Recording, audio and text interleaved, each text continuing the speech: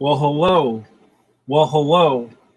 Mike Manley, do you know the well, hello greeting has stretched across the internet? When I log on places, people go, well, hello. And I'm like, yeah, that's pencil to pencil, baby. That's $5, please. That's right. Like Inktober. That's $5, please. That's $5. That's right. Welcome, everybody, back to Pencil, your favorite pandemic podcast. Produced with, all right, I'm not going to keep trying that.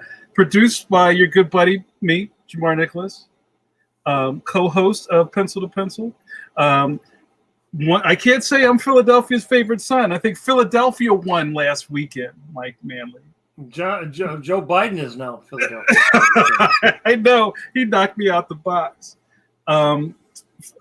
Proud Philadelphian and also the Black Dick Cavett. Welcome. I am joined on our podcast by my best bud, and I'm going to say it. You can't stop me. Modern master of comic books. Eat it, Mike Manley. Oh, my best bud, Mike Manley. Mike, say hi. I hate you. I hate you. I hate you, Jamar Nicholas. Remember remember the Tom and Jerry episodes where it wasn't the mammy that owned Tom, it was the little girl, and you just saw her knees. And I remember the one where she goes, she was dressing him up like a baby. Right. You were a naughty baby. Now you're going to have to drink castor oil. Wah, wah, wah, wah, wah, wah. Did you ever have castor oil? I think I had castor oil as a kid.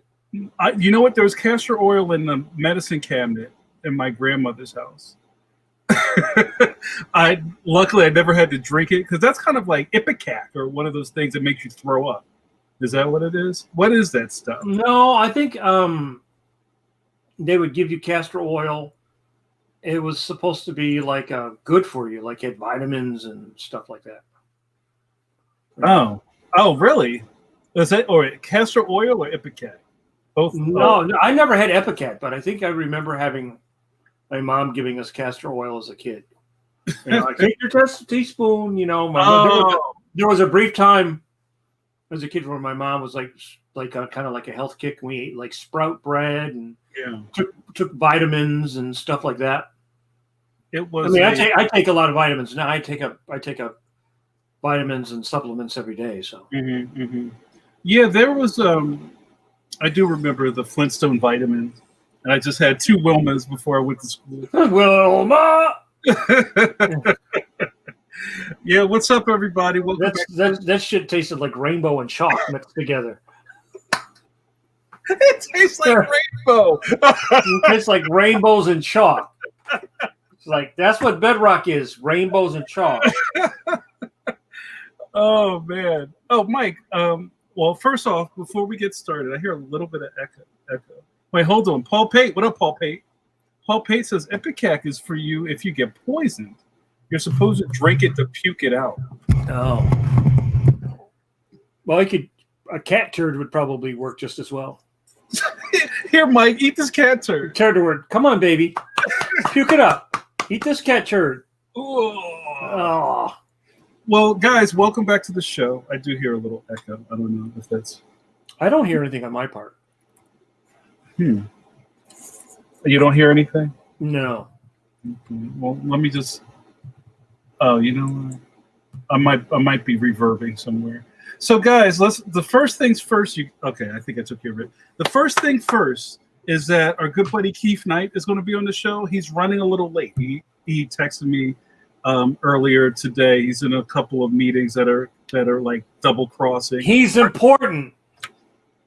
We are all important, Mike Manley. At this point, I didn't have any meetings today. And he's going to be joining us at the half-hour mark. So you get to hang out with Mike and myself. Just us. Sorry, watch our numbers just drop. That's right. That's what put down YouTube. So, yeah, well, here's the thing. I just looked, and JRD has been feeding me info. JRD says that YouTube is down. And what did he just say? I just saw it. Jared D says YT is streaming but buffering occasionally. So this might just be one of those nights. We've had Russians, those damn Russians. We've had a couple of good nights where we were just flowing, and then we've had other times where Mike kept dropping out, or I kept dropping out, or something like that. But we'll just work on it. Well, so, I've had some trouble already tonight with my own connection. I don't know whether it's weather related or there's always that boost of like around 8 o'clock when everybody turns on PornTube, and like, you know. Yeah, I guess it's that time of night, right? Yeah, you're right. It's just kind of like Thursdays at 8 p.m. back in the 80s. Everybody was watching television at the same time. That's right. Everybody turned on Who's the Boss? Samantha. That's right. Right. That's when you sneak and turn down the deflector shield. Everybody's watching. Ew. So if you're new to the podcast flow, let me tell you how this works. So myself and Mike and sometimes our good buddy Brett Blevins jumps on, and we have a nice fly-on-the-wall conversation between our creative guests. Everybody is a creative of some stripe. Either they're a fellow cartoonist, like Michael and I are cartoonists in good standing, or they may be from the animation world or some other stripe. Illustrators, things of that sort. Was it last week we had Jim Borgman on, and that was a really great episode. I got a lot of compliments from that. I got people. I don't always get people writing me, but I had several people, unsolicited people, you didn't write say, me. What you think? Right. I never do that, but I had other professionals write and say how much they enjoyed the interview. Oh wow, that's great. Were they people that kind of check us out, or were they kind of like new, like out of the blue? I think more people are checking us out now that we've been going for a while. Yeah. And I think because we cover, and that's our goal, is to cover all aspects of comics and illustration and cartooning and everything. Like I think it's fun to talk about political cartoons. You could talk about greeting cards. You could talk about storyboards. You could talk about, cartooning crosses, all this stuff kind of all. And as we find out every week when we talk to somebody, everybody likes the same stuff. And we all go back to liking the same stuff, goes back to liking Mad Magazine. How many people have we talked to said they went back to liking Mad Magazine? Right. Young people under 30 probably don't get into liking Mad Magazine, but they'll be like the webtoon generation. I remember when I saw, back when you used. When I saw gender neutral angels on YouTube. Back when you used your eyeballs to read things. Remember then? But yeah, you know what that made me think, Mike, about how not even 40 years ago the world was a lot larger, but experiences were shared because back when television didn't have 500 channels, and it was either you're watching NBC, CBS, or ABC, and that was it. Even in 2000, not even less than 20 years ago. It was when I started teaching. A lot of my students did not have cable. Yeah. Right. Yeah. And a lot of students would get internet only at school. So they would come in and they would get their internet at school.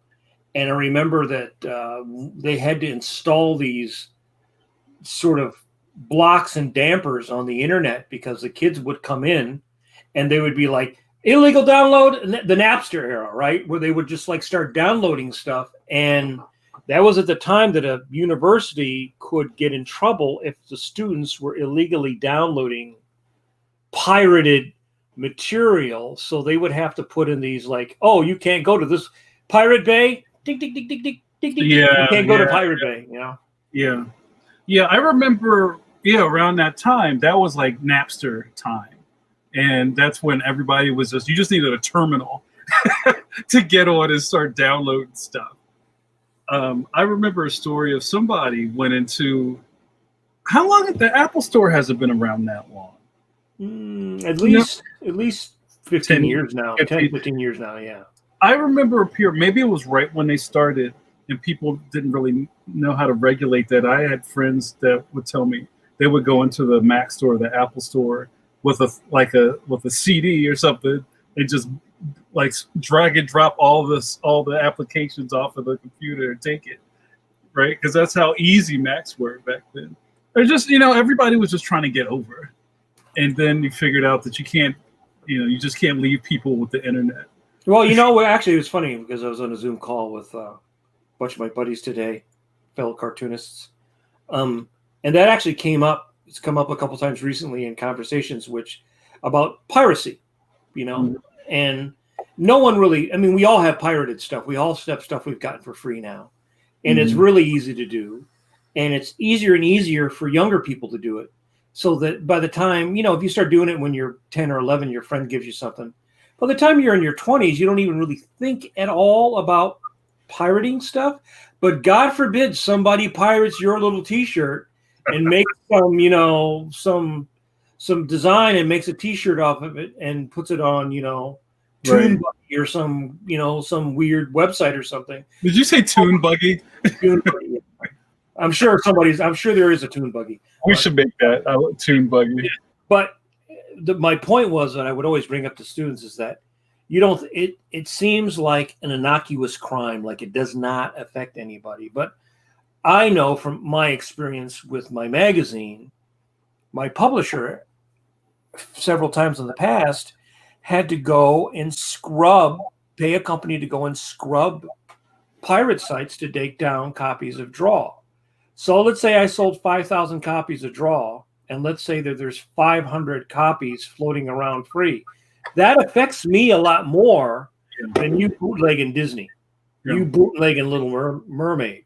Yeah. And again, it's the people who are not the big multi-billion-dollar companies.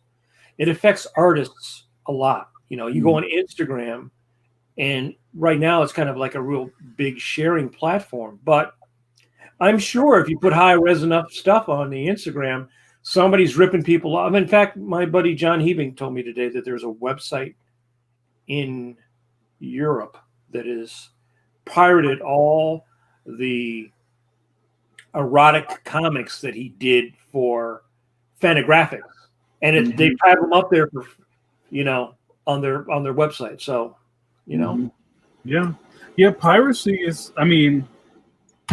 I guess I was about to say piracy is the oldest profession, but I think there's one right before that. But I remember back when I was a kid in high school, and this was like the era of like Commodore 64s and Atari 800. Wow, cassette tapes. And yeah, my first computer had a cassette John in it. It didn't have a disk drive yet. They hadn't invented the one that Shatner did the ad for, like Windows 64. And I knew some other dorks at school that if he's like, if you just like bring in some floppy disks, I'll hook you up. And I went and bought like one of the 5.5 by the big things like this. Below, like big giant, tray of discs. And then he had a special thing. He had a hole punch that if you punch the thing, you could burn something on the other side of the disc. I think that's how that worked. That sounds like alchemy to me. It was great. Stand back, Jamar, for we shall record on the other side. But here's one thing, and this isn't a pushback against piracy, but I remember when I was a kid and like I would come home in my backpack and have like 30 games that I could play on my computer. I thought that was the most amazing thing. I think if I had the money and actually had the what do you call it? The wherewithal to get to a place to buy that stuff, I think I'd buy it. That's me. That's the kind of person I was. Because half the stuff that we would get, you could never find it. Like if you knew where I told you about, I could never find a comic book store. I didn't even know they existed until I was in the end of high school. Stuff is really hard to come by. And that's not an excuse, but I know that I found out about a lot of stuff by... Are you confessing, Jamar? No, not at all. And your crimes? Your crimes against humanity? Crimes against fellow artists? But, I say this a lot when we talk about especially image theft, is not the comic book company, but like, you know, actual images, is that we live in a right-click save as society. And if somebody has an image that's on the internet, it's really hard to stop people from taking it, right? And there's always this balance that we have to put up with as being artists, where you have to put your stuff online. We say it every episode, you know, get on Webtoons, put your stuff on Instagram. But then there's the other side of that where people are taking your stuff. And, you know, I'm not like when you have like a morgue that you're just holding on to images that inspire you, but there's other types of cats out there that want to put it on Redbubble and make a tote bag. You know, so yeah, Toon Buggy. I told you we got to go to Toon Buggy. I think there's like levels to it. Not to say any of it is righter or wronger, but I think some stuff is wrong. That's why the Roots broke up, Jamar, because you kept stealing their shit.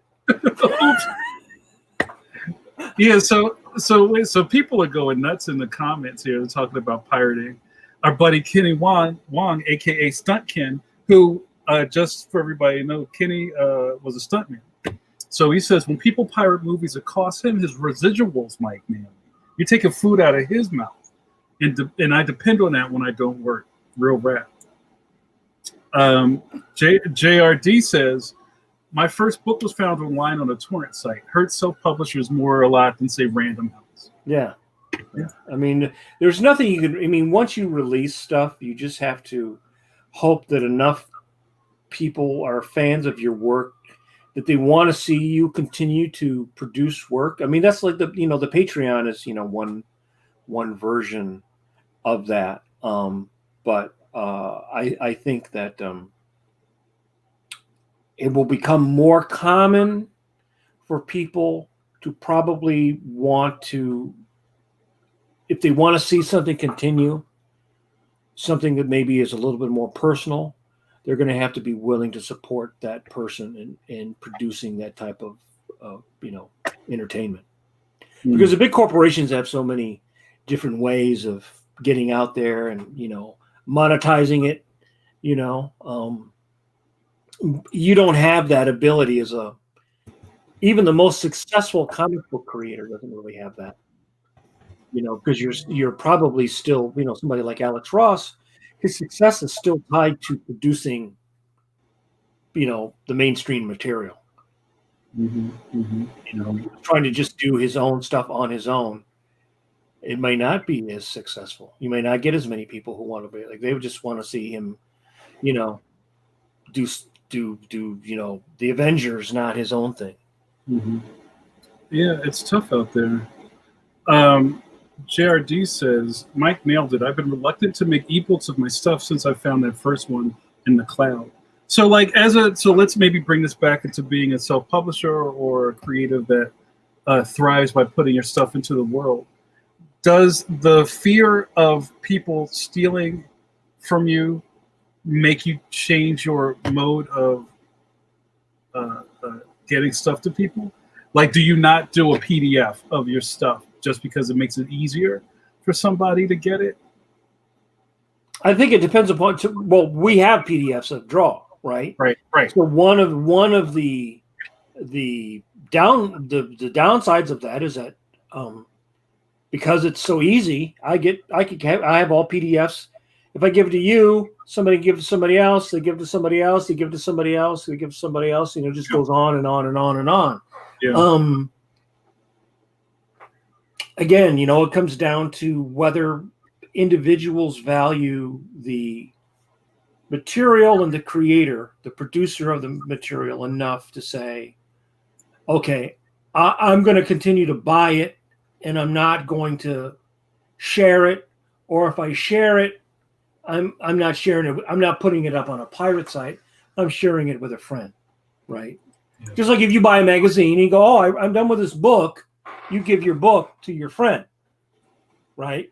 That's a logical transaction. I just read this new bestseller. Oh, here, you want to read it, right? Right, here's my copy. Right, all right. That has always been the case. It's different if you go, here's my copy that can be very easily disseminated now to the globe, right? It's one thing to give one copy to somebody. You know, like if you're married or you got a girlfriend or a boyfriend or whatever, they're like, "Oh, I'm done. Now you can read it." Right? Right. Or like in the library, well, like in school, you're in the library and there's like the teacher puts out reading material and there's like 2 copies. Yeah. Right. Everybody's got, or you got to go in JSTOR and pay. Right. I'm not doing that. Yeah. Right. So again, you know, you know, that because that's the way the world it works, that there's going to be dissemination of your material. It's just at what point does that become such a hit to the creator that they can't afford to actually do it anymore? Right.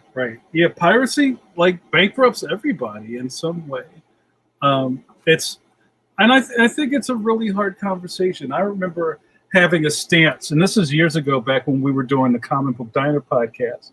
We almost had an hour talking about this because there's so many ways to spin this.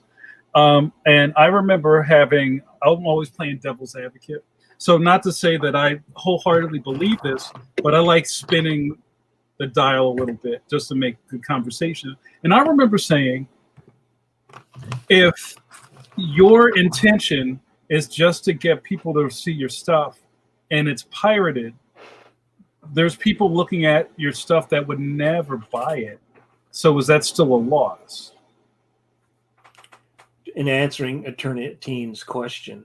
Well, I was going to get to that, Mike. Okay. Here, put that down. I'll get to it in a second.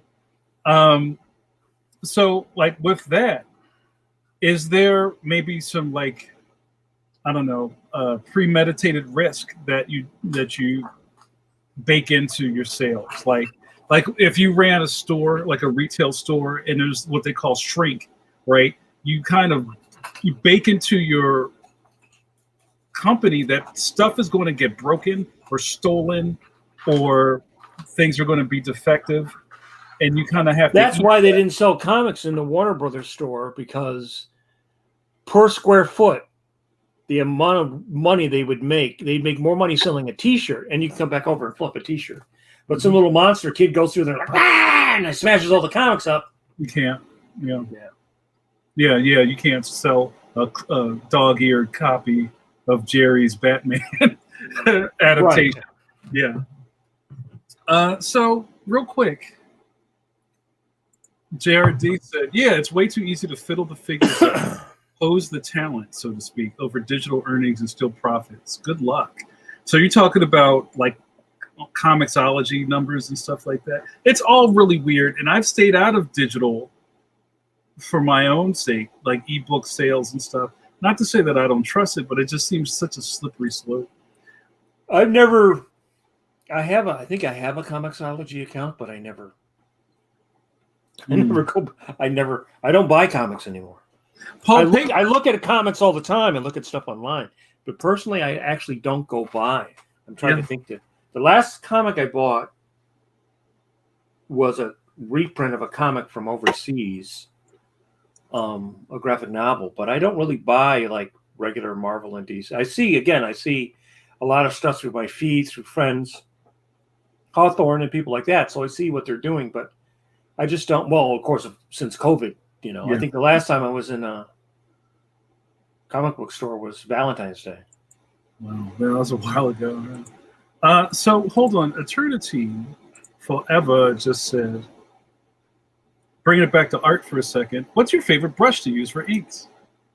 And Mike, you just held up one of your well, this is what I'm using now, which is a Pentel water brush. My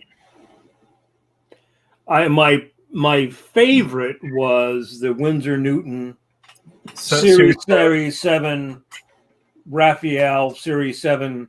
I used a 3 or a 4, but they're crap now because the hair that they use and how that it's like the old man bitch, but anybody who's over 30 probably bitches now because the tools that we used for decades radically changed. In fact, last week I was talking with Brett, and he'd just gotten a new bunch of paper in Strathmore, the comic paper. Yeah. And the pad. Yeah. All the pad, big kink where it got crunched up in the rollers or something. Pads. And I've had the same thing too, where you get you order it. That's always the risk you take now. Right? You order it and then all of a sudden you get 3 pads where it's or it's cut. I had a bunch where they were cut crooked. So yeah, that's one of the risks you run when you order it from a mail order site. Yeah, I mean they'll take it back, but it's a pain. That's why you've always gotta if you find something you like, hoard it. Like if you find a brush you like, go buy 100 of them, literally, because every single thing I use is crappier today than it was 10 years ago. Everything. The only thing that is better are markers, but any of the traditional tools, pens, brushes, ink, everything is crappier. Even get bad pencils. You get a bad batch of pencils where you sharpen it and every time it just keeps breaking. I had a whole bunch like that once. Here, I have a show and tell. So this, that's you. That's not me. This is me. This is my. I've had this brush forever. This is a Raphael 8404 number 8. I love this brush. How long have you had it? 2, 3, 4 years? Probably 10 years. But I don't use a lot of brushes anymore. I don't do a lot of brush and ink work anymore. A lot of it is just kind of markers, tech pens, stuff like that.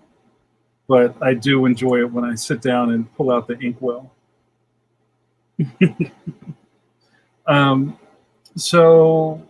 But you also cannot be limited by your tools because actually it's all up here. A bad tool makes performance more difficult, but a bad artist can use the best tools and then will still produce crap. Hey, Mayan says, what is your preference for watercolor paper? Hot or cold press? Let's see. I have... nice question, man. I have... hold on a second. Let me get my... hold on a second. Mm-hmm. Hey, Keith. How are you, brother? We'll bring you in a second. Guys, KEEF KNIGHT just entered the chat. So we're going to finish up this little conversation. Okay, I just ordered it. I get the Strathmore. Oh, okay. You do a lot of watercolor work, right? A little more watercolor and gouache. I started using that probably a couple years ago because I would love to go out and so this is the 400 series. It's got a nice texture to it, and I like it. And so I would find that I love oil painting, but oil painting is not something you're just going to with my schedule, just run out and do something, you know? So I found that the watercolor, I always had my little kit packed, everything. We could run right out, meet other friends, go paint, or I could run over to the park, or I could paint something on my dining room table. I like the way the sun came in the window. And just wash your brush, done. With oil. Is it toothy? Yeah, it is. It is a. Does it say? I think it is a cold press. Okay. I believe it is a cold press. But I like these spiral bound. I filled a couple of them over the last couple of years. So that's what I like. I don't do the big thing where you put the paper down, you wet the paper, put it down, tape it, stretch it and tape it, and you can paint that way. Some people like that. Mine are more or less really quick plein air studies. All right, you guys, it's time. It's time. Before we go in, I got to give a shout out to our sponsors. Look at the John up there. You see the John. And now that everybody loves Philadelphia, you know what the John is. Look up there. So Pencil to Pencil is brought to you by our good buddies at Graphicsly who make Clip Studio Paint, the cartoonist's best friend. And also, we are brought to you by our good buddy John Morrow, publisher at Tomorrow's Publishing, the publisher of Draw Magazine, your favorite art magazine. All right, you guys, thanks so much for hanging out with us. It's been great. So our boy just checked in. Keith and I go way back. And it's funny when you talk about how small the cartooning community is, the cartoonist pool. It's big, but it's small at the same time, right? I think a lot about classes, Mike. Like when I say, well, you know what, I think I came in around 97, 98, and there were a bunch of people, we all kind of came in the same year. I know Keith had started before I did, because I found out about him, I think from, hold on. Oh no, I don't have it. Damn it. I used to collect this news zine called Cartoonist and Artist Magazine. It was like a newsletter. And I saw a KEEF KNIGHT strip in the back of it. And I was like, yo, first it's called the CHRONICLES. And I was doing the Jamar Chronicles. Like, who's this dude? And then I was like, yo, this is really funny. And the third thing was like, yo, he's black? But that wasn't the funny part. No, that wasn't the funny part. But I was just like, yo, that's what's up. And I don't remember how we met, but we'll talk about that.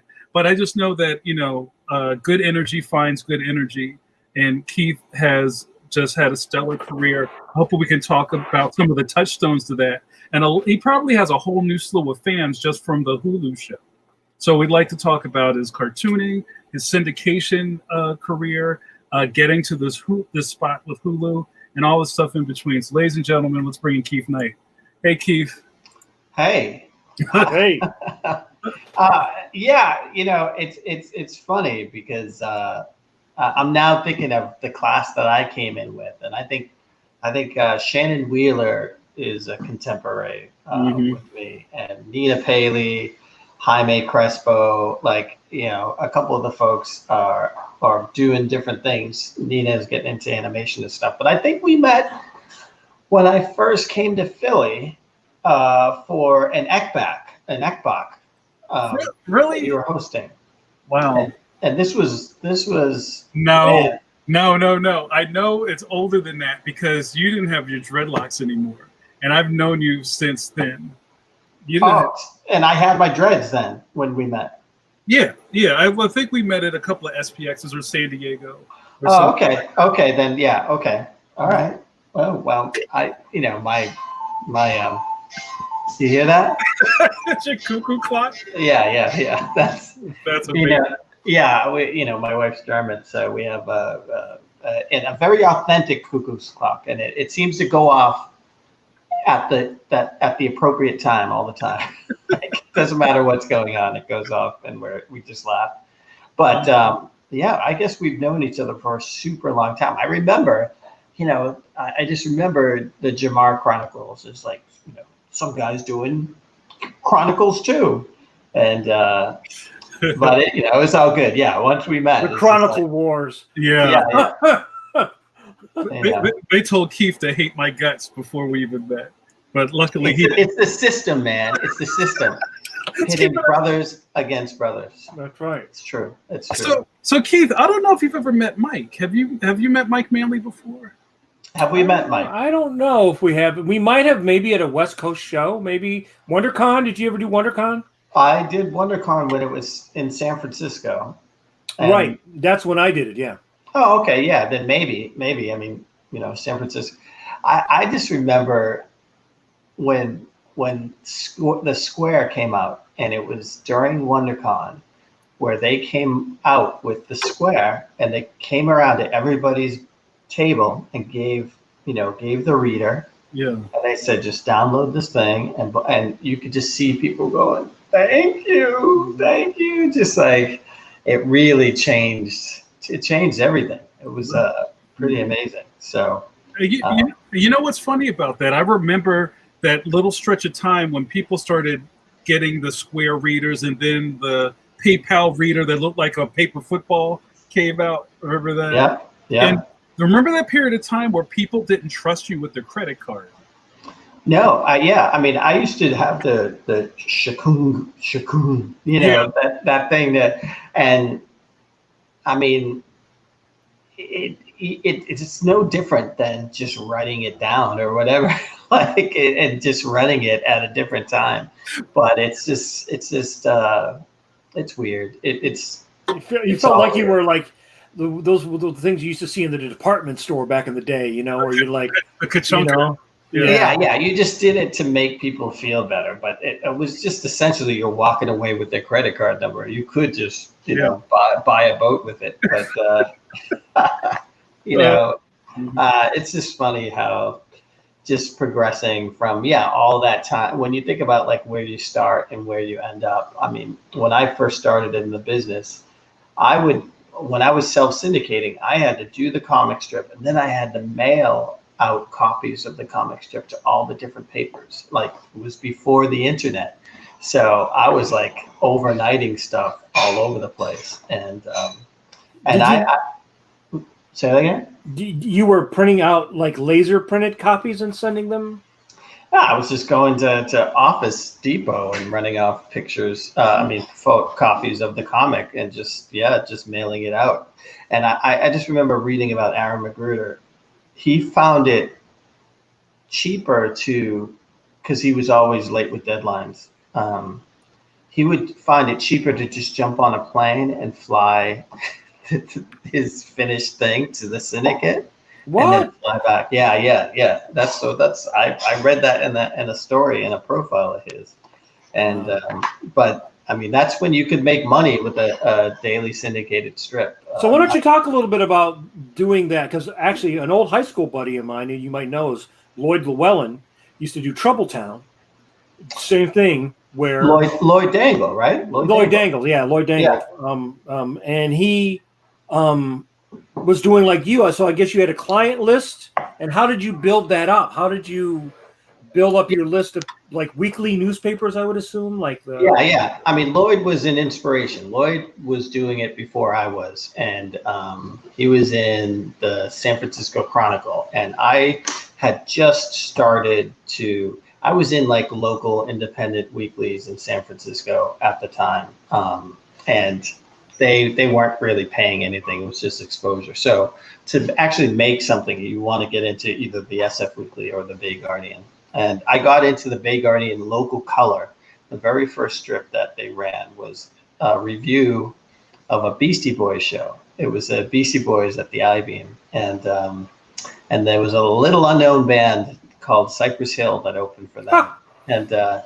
And I just remember drawing about, I was in the bathroom and it's on the second floor of this building, and some guy was trying to break into the window by the toilet, and he was like, "Hey, could you help me remove this screen for me?" And I was like, "No, I'm not going to do that." But people really dug it, and I got into the SF Weekly soon after that. But the goal is to get into a big city paper, and then once you're in that, you start to send it around to other papers in smaller cities and say, "Oh, it runs in the SF Weekly." So they're like, I think the second paper I got into was the Pacific Sun, which was just across the bridge in Marin.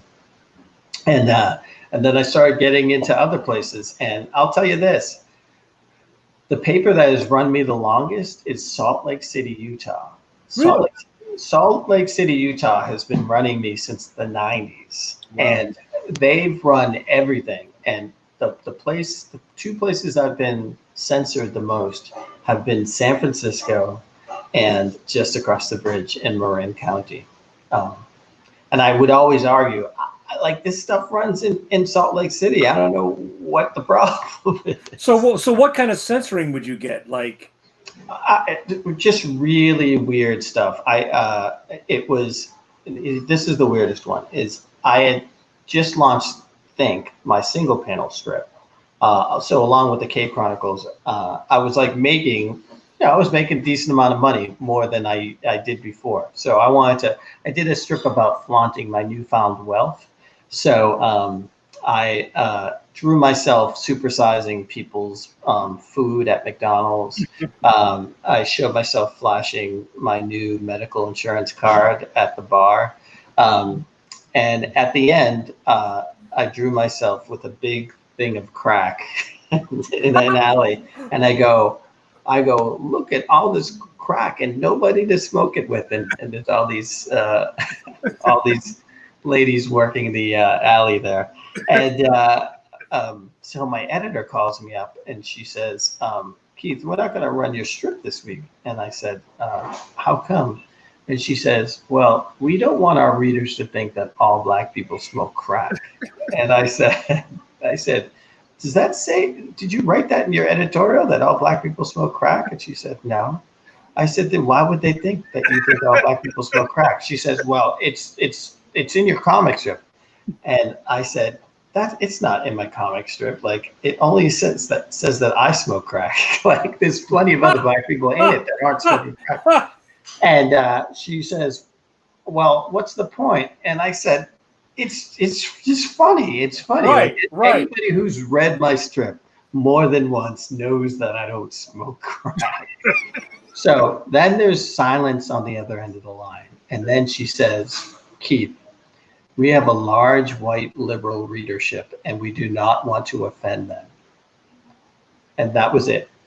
They didn't run the strip because they were offending white people. And I was just like, I don't even know what to say to that. Like, it's completely absurd. It's kind of like that thing that Chappelle talked about on his special when they wouldn't let him use some gay term, but he could use the N-word. And, and his reply was, but I'm not an N-word either. So, you know what I mean? It's like people are so afraid now of humor and part of humor is pushing the button. Is pushing people's buttons. So if everybody's afraid to offend everybody, and I actually find that the liberal people are a little bit more afraid of offending people than non-liberal people. They'll just straight up offend you. And frankly, I would say that's more of a West Coast thing, though. Really? I don't think. Yeah, as you move west, like, and on the East Coast, I never got that. I never felt that way. People were just like, everybody everyone's a bit more upfront and a bit more like, if they don't like you, they'll tell you they don't like you. And I'd rather know where I stand with somebody. That's an East Coast. That's definitely like It's north. Yeah, it's definitely in the Northeast. And but I did have. I really felt like the Bay Area, especially, everyone's afraid to. Like, everyone was afraid to. All my editors. I shouldn't say everybody, but editors are afraid of offending anybody, which is silly. I did a strip about a plant, about how my plant, I kept the plant alive for more than like 3 months, and I was like super over the moon about it. So I did the strip about it, and I said, you don't understand. I was the Joseph Mengele of houseplants, right? And I did the research by calling up the Holocaust Museum and saying, like, could you tell me like some really bad Nazis? And so, I got Joseph Mengele, and then I drew myself going to a plant store and asking for a plant. And so I wanted to find out some names of plants. So I called up a plant store. And they said spider plants, they said ivies, and then someone said wandering Jews. And I said, what? And she said wandering Jews. Yeah. And I was like, I cannot put this in here. So it has me going into this plant store going, where are the wandering Jews? I know you're hiding them somewhere. And, because you can't edit yourself, right? And of course, like, I got a call from that same editor saying, we're not going to run, do you have an alternative strip? And I pressed it. I said, no, I don't have an alternative strip. And she says, well, it's too, we don't have anything to go in that space. So can you, we're going to change it. We're going to block out the name Mengele and Wandering Jews. And I said, you know what, I'll let you do it this time. But never again. It's because I was super late. And so they changed it to Joseph Mengele. They changed it to Dr. Kevorkian. And then they changed the Wandering Jews to like something else. Like it, after that, it made no sense whatsoever, you know? And but everybody slept good that night, right? Nobody was offended. You know? The next week I did the strip. I was smoking crack with God the other day. And like it was all about God's faith in humanity. So like they couldn't not run it. But she kicked me out of the paper soon after that. Wow. But yeah, I have a love-hate relationship with editors. I need to have deadlines. The only reason why I accomplish anything is having deadlines. Yeah. So so it was I had to get into newspapers and syndicates and all that stuff. So I'd have people to answer to, because I learned it in college. I flunked ceramics in college. And the reason why I flunked is because I had a teacher who was like, "Oh, just come when you want. Just, do whatever." I can't. If someone tells me to come when I want, I will never come. Yeah. It just didn't come, and I just flunked it. You need structure. Keith, I have a question about your weekly syndication. Since you're dealing with papers all over the country, and I want to assume that they all have the same deadline date, but that's not necessarily the case, right? No, it isn't. But I mean, generally, especially alternative weeklies are Wednesday and Thursday generally. So you want to get it in probably on Monday. Like I have Mondays and Wednesday. Like Wednesday is Wednesday's the last deadline. Mm-hmm. So Monday is the first deadline. So I just get it in on Monday. Yeah. And even then, like, the guy told me he doesn't lay out the paper until Tuesday morning. So if I miss Monday, like I find out really easily what really the deadline date is. But it really, that was a big difference. It was a big shift when I launched my daily strip in 2008, The Nightlife, and how they wanted, I think, 5 weeks ahead for daily, 8 weeks ahead for Sunday. But if you're someone who does stuff about what's happening in the world, it's like a week and a half. So Doonesbury has like a week and a half. Right. And they saw very early on that I needed to do that week and a half thing. Mm-hmm. And so I carried 9 deadlines for 11 years, 9 deadlines a week.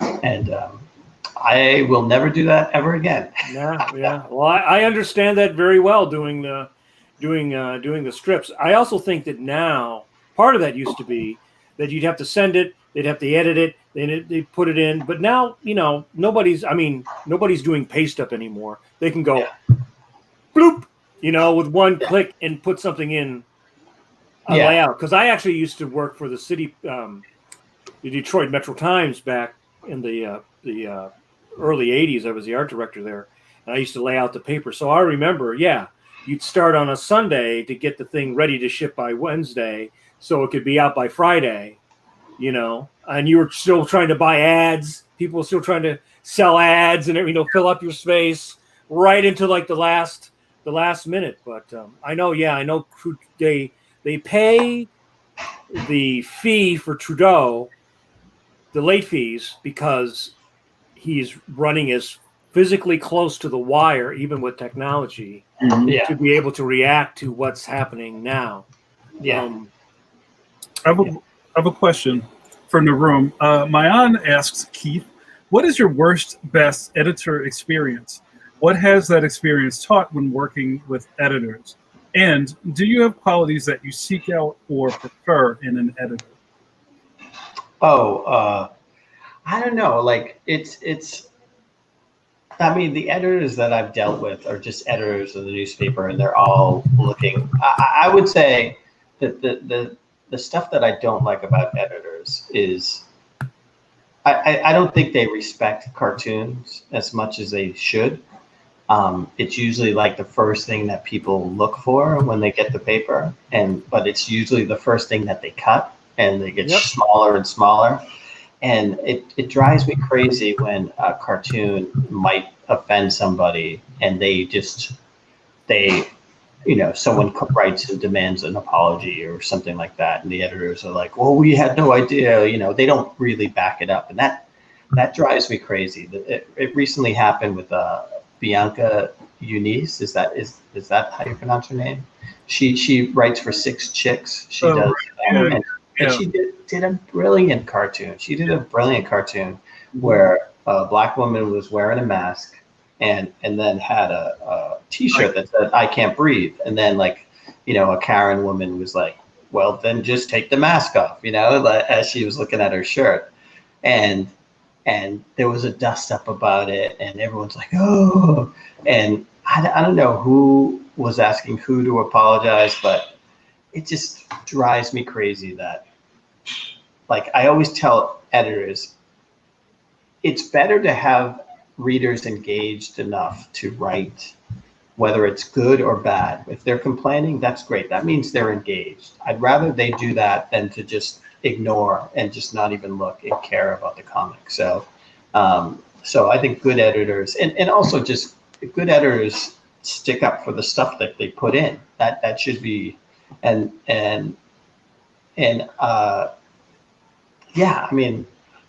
really it. But I think newspapers have dropped the ball in sort of the way they design things and being open to trying new things, because the one thing that newspapers have over the internet gives you a lot of distractions, and it takes you away. Like with a newspaper, you could sit down and just look at everything. And so every newspaper should have an amazing graphic designer, and you should look at each page as you turn the page as some crazy new design or really neat thing to look at. And I think they're just dropping the ball with that. Yeah, I think their newspapers are sort of between a rock and a hard place.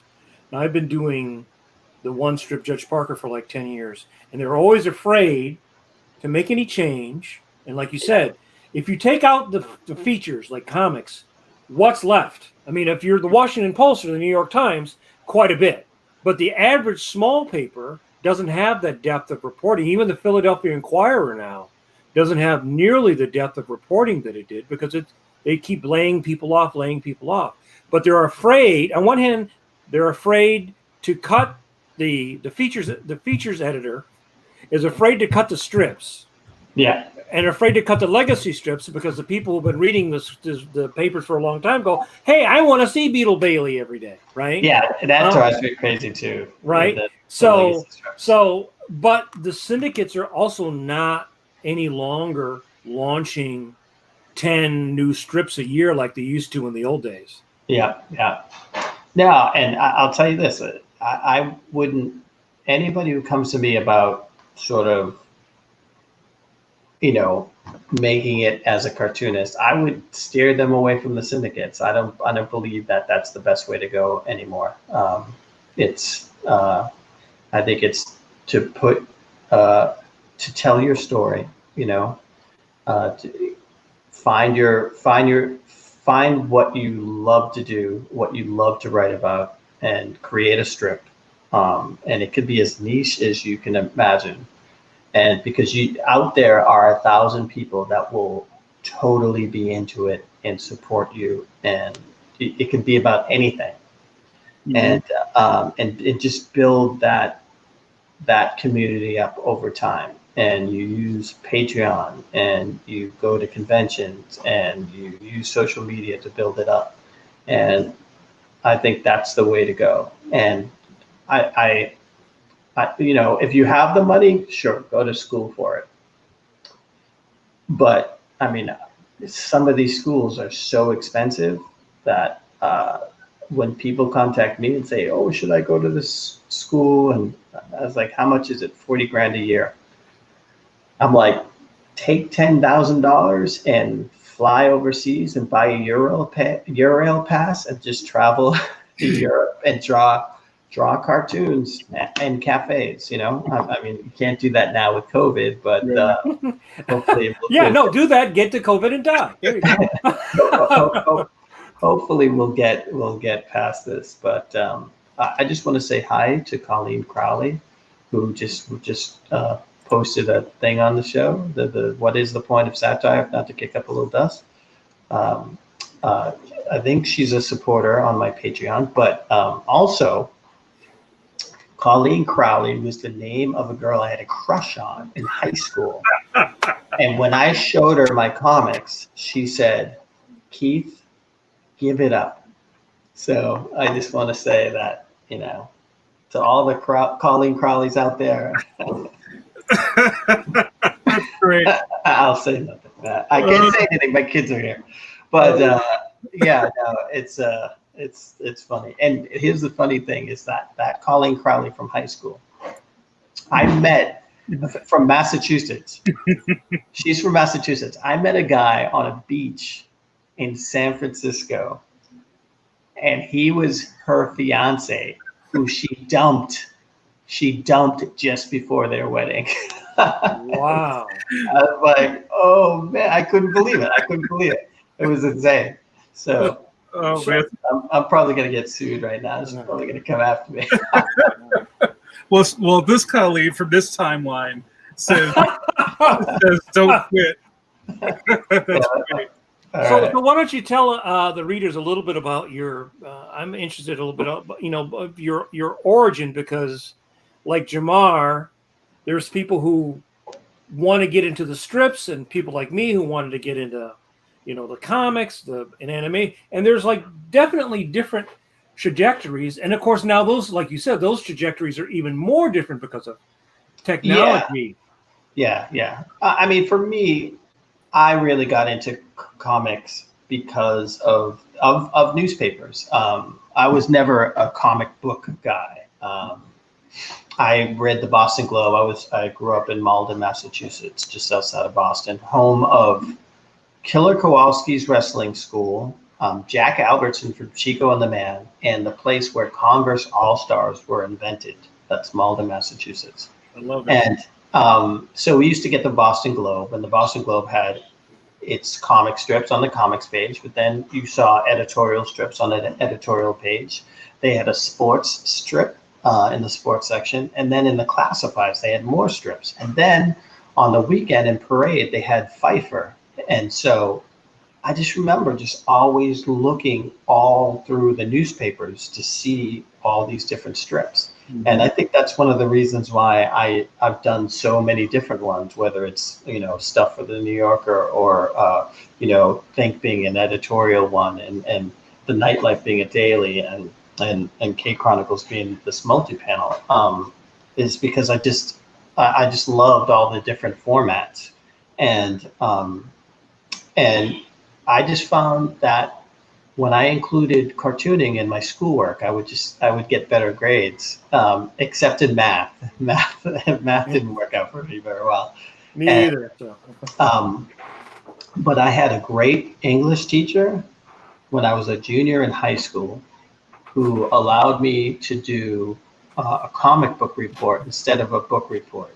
We had read Animal Farm, George Orwell's Animal Farm. And so I asked him, I would love to do a comic book report. He said, go ahead. So I basically made a parody of Animal Farm, where instead of farm animals taking over the farm and kicking out the farmers, I did me and my friends taking over my high school and kicking out all the teachers, and then coming up with rules like under 18 good, over 18 bad, stuff like that. And I did these caricatures of all my teachers, and my English teacher loved it, and he held on to it to show the other teachers.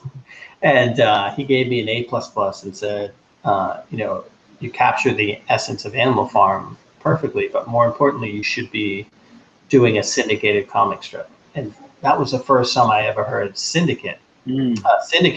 So I did the research on that, but also I had a study teacher, like a substitute teacher, and I only had him like twice or three times, but he was my only black teacher I ever had in grade school.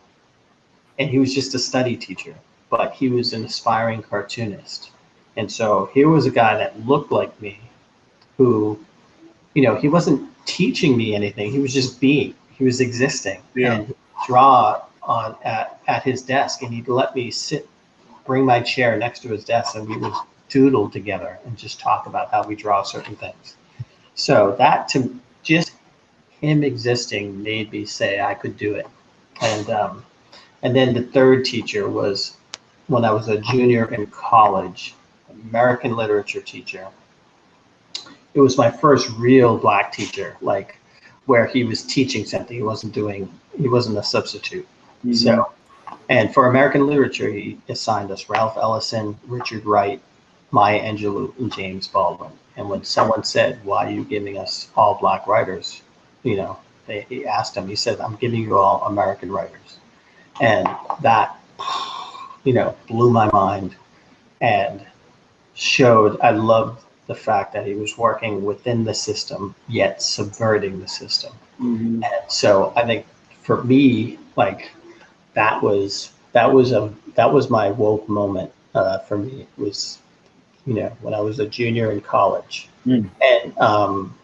And yeah, just my work changed to like make sure I was telling my story about, you know, when you look at like Invisible Man or just, you know, even the autobiography of Malcolm X, like telling your story is super important. And if you don't tell your story, someone else will do it. Someone else will tell it and they'll get it wrong. You know, it's like, I always tell when I talk to younger people, you know, it's like, you ever notice how your generation is vilified for destroying everything? Like, oh, you know, the millennials don't do this, or, you know, I don't know what generation it is now, but we're post-millennial now. Yeah. Z. Like, all those articles are written by jealous old people, like people who aren't young anymore, and they're jealous of you, and they just, you know, so they just say what you are. And so, you know, just tell your story. That's to me is always been the way I've worked, and even, you know, just with the show, it's just like you gotta go with telling your, like, make something that you want to see. So woke to me was like, I want to make a show that I want to see and that I have not seen before. And so I think we did it, you know, and that was what has always worked for me. And I'm so glad that it seems to be working out. So, yeah. I have a couple of origin story questions, Keith. So one of them is, during that time when you were in college, did you start doing strips in the college paper? Yeah, I was doing strips in the college paper. I was the arts editor, actually. So, you know, there's always like never enough people working on the newspaper, and you do everything. You write, you do the comic strip, you edit, all that stuff. Yeah. I think that's just like an unsung part of cartoonist kind of DNA, is that early period where you're in the basement of the Union building working on the newspaper. Right? That's exactly what we did. No matter what college you go to, it's all the same thing. And we talked to Jim Borgman last week, and he talked about his time doing the paper strips at his college, and bumping into Bill Watterson on his way out, which I thought was a great story. Oh, that is amazing. Yeah. So, but I think with that little kernel there, and I think about like Magruder, who did a strip. I think he went to Maryland, Go Terps, and Frank Cho, that was in the same paper back when he was in college. I think there's a very important line there. Not to say that's the only line, but I think it's an interesting through line. It's funny that there's like, you know, two people there. At my school, it was Mark Parisi. Oh, Mark. Yeah, so Mark Parisi graduated just a couple of years before me, and it's, people think that Salem State, where we went, has some sort of comics program when they don't. Like, they say, well, you guys graduated to nationally syndicated cartoonists. It's just like, they just sit there and go, we don't know how that happened, but yeah, that's pretty cool. That's pretty interesting. So what about the leap after that, Keith? Because it sounded like you had all the ammunition now to kind of strike forth and do the stuff for real. Was there ever a moment of hesitancy? Or I know everybody had a lot of weird odd jobs on their way up, but did you always have that straight path to wanting to be a... I kind of had this. I had this a pretty straight path. I mean, here were my jobs. I had other little jobs. I worked at Burger King. I was a dishwasher, but one, I was a teenage Michael Jackson impersonator. Said when I was in high school for a year and a half about. But once I got into college, I was in Faneuil Hall with a friend, and we were drinking, having a good time, and we came across a caricature card, and my buddy was Boston drunk, and he's like, Keith, you could do this. Like, he just all loud. He's like, you could do this. You could just. And I was like, okay, yeah, I could take. Okay, don't be so loud. Because he was really made the guy who's drawing like look bad.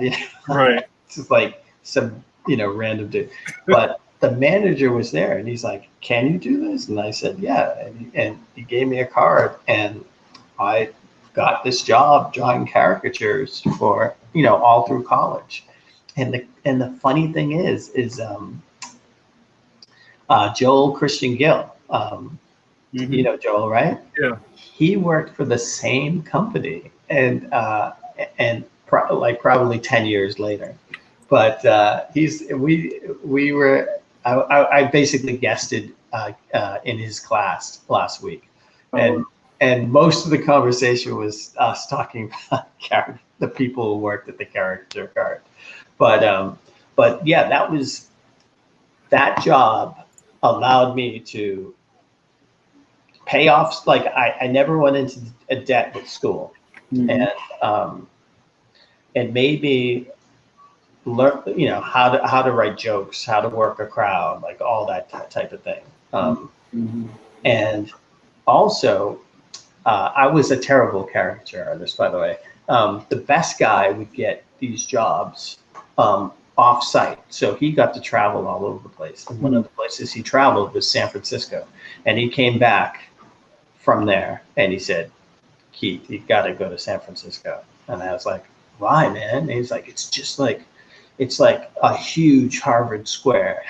That's how we described it.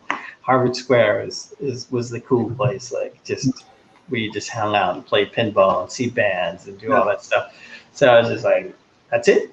I'm going to San Francisco. Like I graduated school, I worked the summer, and then drove out to San Francisco, sight unseen. And I tell you, once I got there, like my goal was to stay there for 5 years. I stayed for 17, I think. So. Yeah. Wow. Like I didn't know about your kind of like A to B from Boston to San Francisco, but I known you were from the East Coast. That's a really interesting. So it's like San Francisco is one of the most expensive cities to live in the country. It wasn't though. It wasn't when I went there. Here's the deal. The best time to move to San Francisco is after a big earthquake. I moved there right after the '89 earthquake, and I'm telling everybody that's when you invest in real estate and you move out there, because it scares a bunch of people away. There's a lot of vacancies, and so I got in there at a really good time, and I was there just through the 90s until 2007, and it was, before George W. Bush got in, everything was wonderful. Then it all went downhill, but it was a great. I see it as my graduate school. Yeah. And that's where I discovered the legacy of underground cartooning. Like, I didn't have to draw cartoons in a format that was like shrinking, ever shrinking.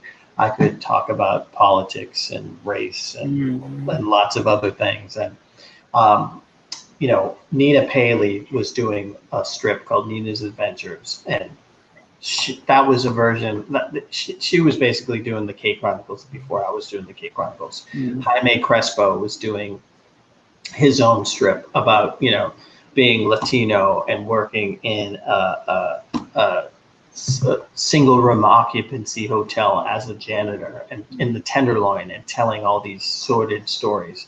It was amazing autobio stuff, and I just totally got into that stuff. And I was thinking about that, just not the specter, but the energy of Spain and Crumb and all of those guys who basically made underground comics was in San Francisco. And was that like a heavy scene to a degree there, or did you kind of pick up on the energy? Yeah. Oh, totally. It was even getting there in the 90s. There was still, I got to meet Spain, and Trina Robbins is still there, and I'm sure I'm spacing out on people's names right now, but just amazing legacy of underground cartooning, and just a community that embraced it.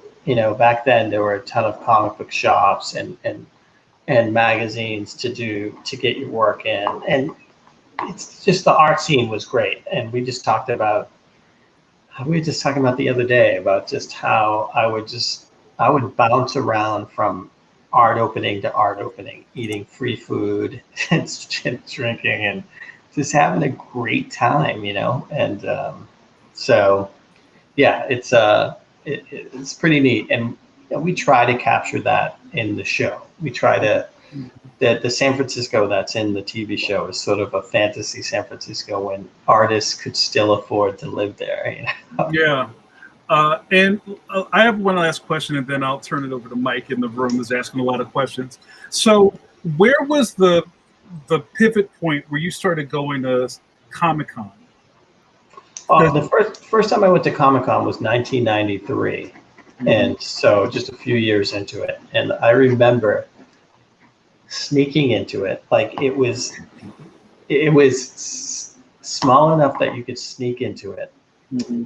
And I would squat. I would look for the open, there were artists that would only show up there maybe on Saturday. So right, yeah. Either, I don't know if they had preview night then. I think they still had preview night. But even so, Wednesday, Thursday, Friday, I would be squatting in a place and selling all my zines. And at some point, they walked up to me one year and said, "Keith, it's about time you went legitimate," and gave me an application. But yeah, man, I just, back in the day, it really was like so different. The only people that would go were like 53-year-old white men. And, it was very, like, now you go there and it's just so, it's the thing, before COVID, I should say.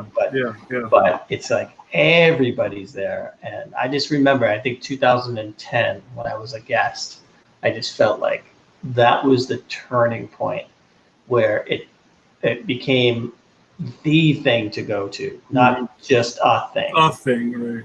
Yeah. So, with that, and I'm trying to dig something out of you here. Was there, like, what was your reasoning for wanting to go squat at Comic-Con? Because you've been doing newspaper stuff, and how did you figure out that you had an audience that was going to be at Comic-Con that you could sell to? I think it was the early zine wars, there's like sort of people doing zines. So I wanted to have my foot in, that zine scene. Mm-hmm. But the only way I would produce that work is if I had a weekly deadline. So just like having those deadlines made me be able to put out zines on a regular basis, and I was able to build. I mean, we were talking about old zines. Someone brought up Fact Sheet 5. Oh, do you remember Fact Sheet 5? I remember that. Yeah. Yeah, it was like this review zine that was just thick of all these different, and that was just, it was great to get into that. And I mean, it was amazing because I had the whole zine scene was so cool that I remember I got a letter from someone from Germany, and he said, I picked up your zines in Lower Haight, and I would like to make a short film based on 3-year comics. And I was like, sure, just spell your name right in my name right in the credits. You're right. A year later, he created this short called Jetzt kommt ein Cartoon. It was a live action version of the Cave Chronicles with all German actors, and he drew the backgrounds. But that was the first indication to me that my stuff could translate to television in a live action type of thing. So, and I tried so hard to get a copy of that to be on the TV and the show, but we're going to do that. And if we get a season 2, I'm going to put that in. That's going to be a little Easter egg in a TV somewhere. So that's great. Mike, do you have anything for Keith before we go? Well, I was also we've talked. I was also interested in like who your heroes were, and like when you started getting like technique, because technique is also a vehicle of delivery, right? Like the type of humor that you're doing. Like I was like, if Homer Simpson choking Bart was drawn realistically, it would not be funny. It would look like child abuse, right? Yeah. So yes. Were you aware of this, and where did you start becoming aware of like style and technique as a vehicle for the type of humor and stories that you wanted to tell? That's interesting. I think, well, I'll tell you about my heroes first. Like early on, I could just say Warner Brothers cartoons, like all the directors from, Chuck Jones and Friz Freleng and who else? Bob McKimson and Bob McKimson and all those folks were amazing. Mad Magazine, Sergio Aragonés is a hero. And then, and also Harvey Kurtzman. Like a lot of people would tell me that, oh, you must have read a lot of Harvey Kurtzman, which like I don't ever remember consciously doing. But when I see his strips, I'm like, oh my God, that format looks like the Cave Chronicles and just the style. So I must have. But also, Peanuts, Doonesbury, Bill Watterson, Maury Turner, We Pals, Parliament Funkadelic albums, all the artwork in those. Overton Lloyd just started following me, by the way. What else? British comedy. British comedy was a big influence. My cousin Joel, my friend TJ, all their styles, and just like indie posters, punk posters, and stuff like that. Just the loose Pete Bag. Pete Bag was a big influence. Mary Fleener, I love the loose style where it looks like you just took it out of your notebook. I still love all the art that I do in my notebook, and I want to do a notebook show where I just blow up pieces of art really big. And when COVID is over, but just that loose. I just always preferred having a very loose style, and I'm such a wordy.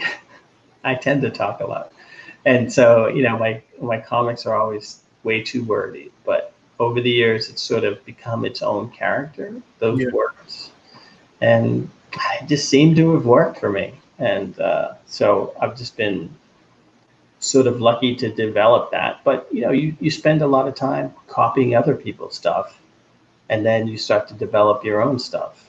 And I sort of, you could see that throughout my stuff from high school to college to San Francisco to what it is now.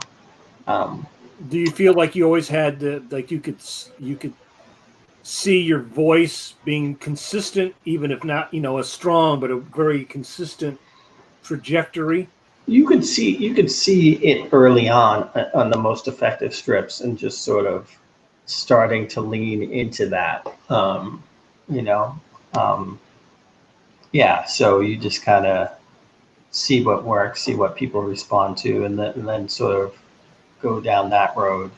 Because I think that humor is probably the hardest thing to do, because there's the visual of something being funny. Yeah. And then there's the writing of something to be funny, when maybe the visual doesn't make you laugh, but the whole makes you laugh, right? Well, that's the brilliance of cartooning, right? It's this full combination of text and illustration and metaphor. And I always tell people that cartooning is more about the writing than it is about the art. And when I say that, I don't mean just the lettering. I mean the idea, the concept of it. You can be the greatest artist in the world, Franco, but if you can't write, you got a crappy cartoon, Franco. And you could be a great writer.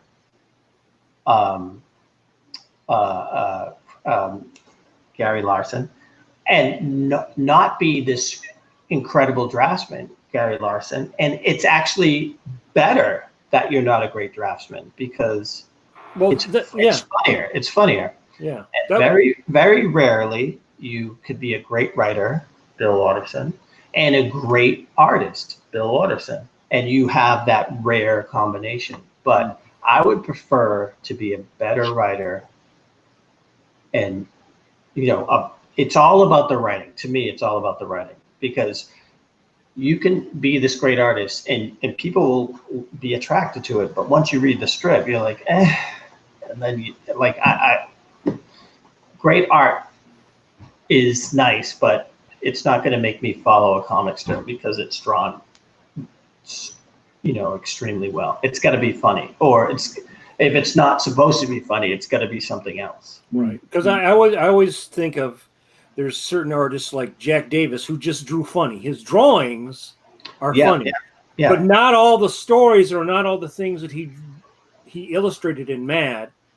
Like the stuff that Kurtzman wrote was always funny, but not all the stuff that was written later on was funny, but his drawings were always funny. Yeah. And so again, I think that there's this, it's harder to do because humor is very subjective. Besides the taste in food, I think it is the most subjective taste that we have. I would argue that it's more subjective. It's more subjective than food. I think. Well, right. Humor is what could be hilarious to one person, it could be just totally offensive. And then there's that line that you talk about. That line that you kind of totter on, that you could cross the line for some people, and some people you don't cross the line. Right, and some people like to try to be offensive on purpose because that's like their thing. Yeah. To just always be poking. But then at what point does that become a shtick? Because again, the thing about humor, I think, that makes it, to me, difficult is that it has to be smart and intellectual, but also sometimes it just has to be silly. At what point do you feel that you started to trust yourself? Because it's one thing for other people to laugh at something, and it's another thing for you to laugh at something. Yeah. Oh, well, I don't laugh too often at the stuff that I do, but when I do, I know it's going to be really funny. No, but it's interesting how, I don't know how you develop one's sense of humor, but I just always responded to what you said. I've always responded to the lowbrow mixed with the highbrow. So so I've never. I love slapstick. I loved that stuff, but I also loved I loved the fact in Warner Brothers cartoons that there was stuff going on that I didn't understand. And then when you get older, you're like, oh, it's because this was going on at the time, or this was going on at the time. Right. That's Jack Benny. Yeah. Right. And I just, that's why I loved, like, one of the shows that I really loved when I was in high school was The Young Ones. Yes. That used to come on MTV. And, they were doing slapstick crazy stuff, but I know they were commenting on Thatcher's Britain and stuff like that. And I just remember being a kid and calling up my cousin and going, are you watching this show on MTV? And he's like, yeah. I said, this is crazy. Like, I loved the mix of in music and all this different stuff. And so I said to myself at that, when I watched that, I said, I want to make a show like that one day. And it wasn't till I was on set of the pilot of Woke, where they were doing the Native American spoon. They were doing a puppet, doing the puppetry while the actors were there. And I realized, like, I am making my young ones. And, like, I got all choked up on set because I was just like, man, like, I'm just remembering this now and I'm actually doing it. So it was nice to have my cousin Joel and my friend TJ, who had similar sort of tastes in music and humor, and sort of the highbrow and the lowbrow and the big picture, like parodying stuff. And I think we're very fortunate because we grew up in a time with Warner Brothers cartoons and with hip hop, and both of them with the metaphors and the humor and the references and all the different things, the repurposing. And I think we grew up in a time that was we were educated with this music and with these cartoons. We learned about opera and Wagner and old Hollywood, but also, Shakespeare and what's going on in the hood, and learning about all this repurposed music and just all this different stuff. We are super fortunate to have grown up in that period. Mm-hmm. And I think we use all of that stuff. I know that when I was first selling my zines, the way I hustled, I was copying hip hop artists who said they were selling stuff out of their trunks and stuff like that. Right, I was going around with sandwich boards in Golden Gate Park with my zines and stuff. And, it was always a hustle. And I appreciate sort of the ingenuity of all these, of these hustling artists to make it work. And I feel like that's the great thing about cartooning. Is making something out of nothing. I mean, it takes a pen and a piece of paper, which is, it's going to cost you $1, and you can create anything you want. Anything. That's the great thing about the medium. Keith, I was referencing you a little earlier in my day, talking to some special people, and I was talking about you almost came into the comic book realm with kind of like a punk aesthetic, meaning like your hustle was so street that people weren't used to seeing that kind of stuff. And I had mentioned, I knew that you were at a show when you go into the bathroom because you had taped your comic strip to all the urinals. Yeah. And it's like, if this made you laugh while you were pissing, come see me at table 16 and I'll sell you some books, and I was just like, yo, that's so smart. Like, why don't more people think like that? But, you came from outside of this culture and brought a different way to thinking about branding and just getting eyes on your stuff. And I tell you, one of the most exciting things I wanted to do was with the show. What would happen if I had $1 million advertising campaign, behind us. And so there was some really neat stuff that we did with promoting the show where, they came to me and they said, oh, we got this idea where, like your cell phone becomes woke. And they had given me a script, and I was like,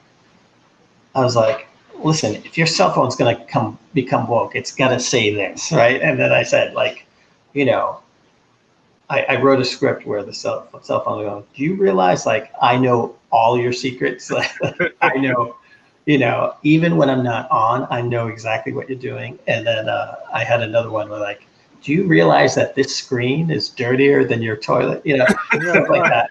And I had them draw like a face in my style, like animate it in my style. And then the person I was working with, she says, you know what? Like, we should get the voice of like a couple of big Instagram people who have like 4 million followers.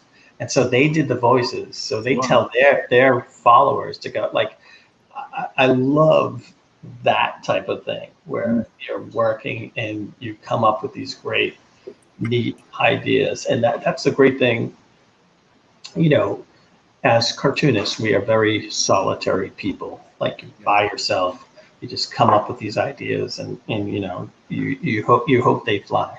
But it's so great to be in a room where you're bouncing ideas and somebody else takes it and makes it. It's like being in a band, right? You come with an idea, and then all these capable musicians make it much better than you ever expected it to be. Mm-hmm. That's what happened with the show, through all its ups and downs. Like, we created something that is like far better than I ever expected it to be. So, well, let's just get to it, Keith, before you run out of juice, because I think the elephant in the room is your TV show, right?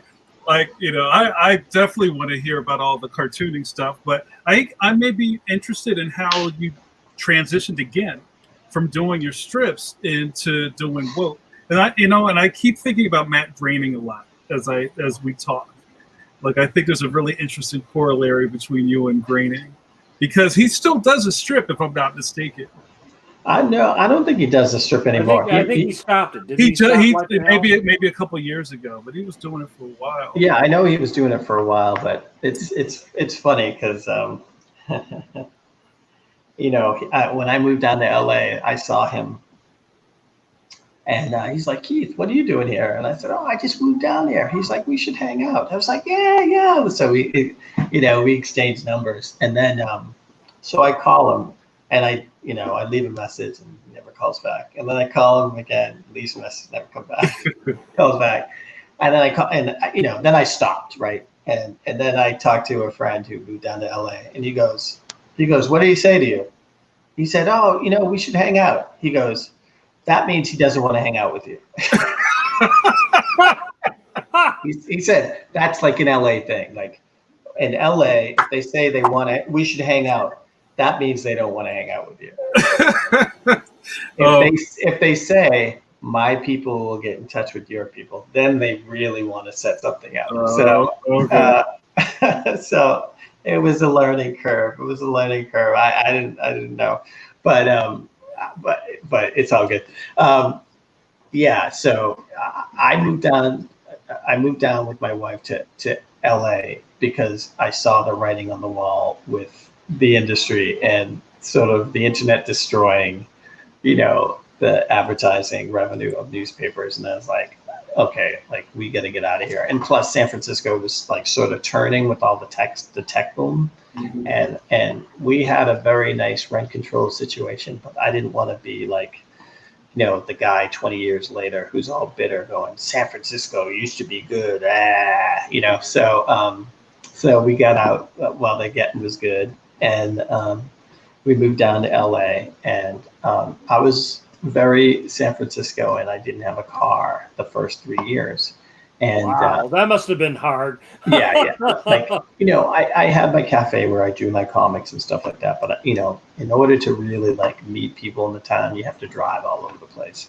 So I inherited a car and drove it back from Boston, and that's when I was like, oh, this is how it works. And that's when I started to meet different folks, and I just met this really great producer, John Will, who was really enthusiastic about my work and loved sort of my perspective and my take on stuff.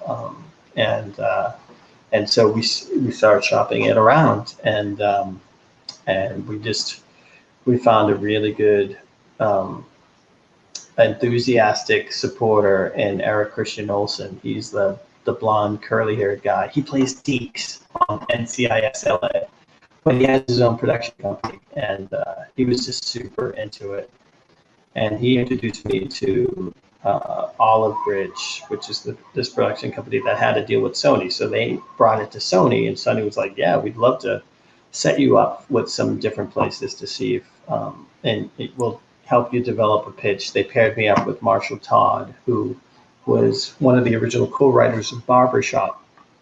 And we clicked, and we worked on putting together a pitch, and they set us up with a bunch of different places: Amazon, Netflix, HBO, Hulu, Showtime, and Hulu bit. And how long did it take to do this? I mean, what are we talking, like a couple years? I think we signed a deal in 2017 with Sony, and then 2018 with Hulu. Maybe something like that, but the whole development and all that stuff, it took a few years to sort of, because you have to, first you sell everybody on it, and then you develop the pitch, and then you go around and you go in to do the pitch, and then they say, oh, that's great, okay, create a script, like let's do a pilot script. And so you work on it, and you create this pilot script, and then. How is that now to take your baby, you, right? This is you, and now you got to take you and marry it with other people who are having input on you, and you have to like compromise, and because I went through that a little bit on a deal, and it's different when it's just you and your sort of absent editor, but here, Hollywood's sort of trying to say, well, we want to hammer it a little bit more like this, or we want to hammer it a little bit more like this, because every place wants something a little bit different. You know what I mean? And that is true, but I will say this, like in this new sort of streaming world, they're really into unique voices. So the folks at Hulu were really good at like they were really looking out for me. Like, in fact, once we got into a writer's room to do the series, we had a couple of, there were a couple of moments where they were like, oh, we're not hearing your voice in this, And so we had to really sort of configure it to really make sure that my sensibility was in the script. So, and I really appreciate that. That's the type of thing that you want executives to look out for, and creatives to look out for. So it was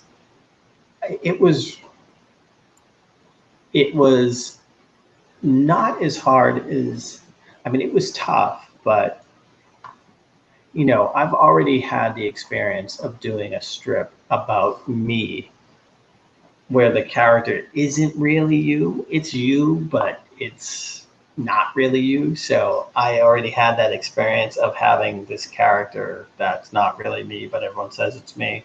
So it wasn't that big. It wasn't that huge a jump for me. And I'd been in a band. So being in a band and the dynamics of that, and again, bringing something that, and it going through all these different things, and, sometimes stuff works, sometimes it doesn't. You go back and forth and all that stuff. So I really